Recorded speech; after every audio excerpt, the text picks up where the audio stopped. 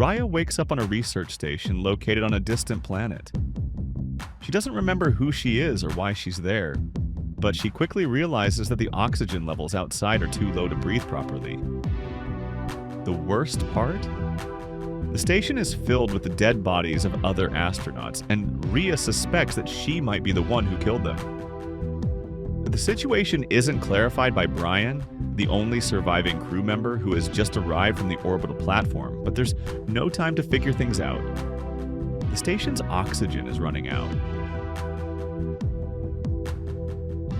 In the sci-fi genre, there's a whole layer of cult movies that mainstream audiences initially failed to understand or appreciate, but which stuck in the minds of those who love science fiction as a genre, precisely because it always leaves room for experimentation, creative impulses, and unconventional ideas. We're not necessarily talking about existential, contemplative films like Solaris, but rather more genre-driven works, deceptively simple, even primitive in a way. Event Horizon, Sunshine, Pandorum, Annihilation, The Cloverfield Paradox, Life. Upon release, these films were met with, let's say, lukewarm reception, but over time many found their audience, and now frequently appear in lists of underrated sci-fi. Ash is another obvious candidate for such lists. If you strip the film down to its bare plot and try to analyze it, you'd need a magnifying glass. It's also formulaic and straightforward. Space explorers land on an unknown planet and encounter something that wipes out most of the crew. Well, hello Alien, and most of the films mentioned above. However, the creators of Ash did everything they could to tell this well-worn story differently, starting the narrative practically at the end and centering it around an amnesiac heroine who spends an hour and a half piecing together fragments of her memory. This approach makes the story more intriguing, but also introduces narrative gaps. For most of the runtime, the protagonist simply wanders through deserted corridors, struggling to remember what happened.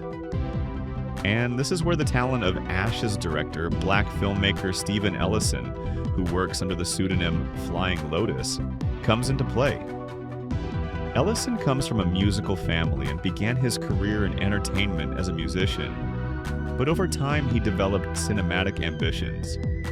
In Ash, he serves as director, producer, composer, and even plays one of the astronauts. Thanks to his unique vision, Ash feels like an extended music video, and not just because of the neon bisexual lighting, editing techniques, and surreal imagery, but also because of its overall presentation. The story is told less through dialogue and more through striking, memorable visuals. And in Eiza González, who plays Rhea, Ellison found the perfect guide into his world. She has a captivating look and a highly expressive physicality, so the film remains gripping even when seemingly nothing is happening on screen. That said, Ash isn't just contemplative sci-fi, it's full-blown horror, which fully unleashes in its third act with suspense, jump scares, impressive makeup effects, and even a dash of hand-to-hand combat. No surprise, given that one of the crew members is played by Uwais, the martial arts expert from the raid. And while Ash doesn't leave much for the mind to chew on afterward, for the duration of the runtime, it truly transports us as viewers to another world, captivating and intriguing us. And isn't that why we watch sci-fi in the first place?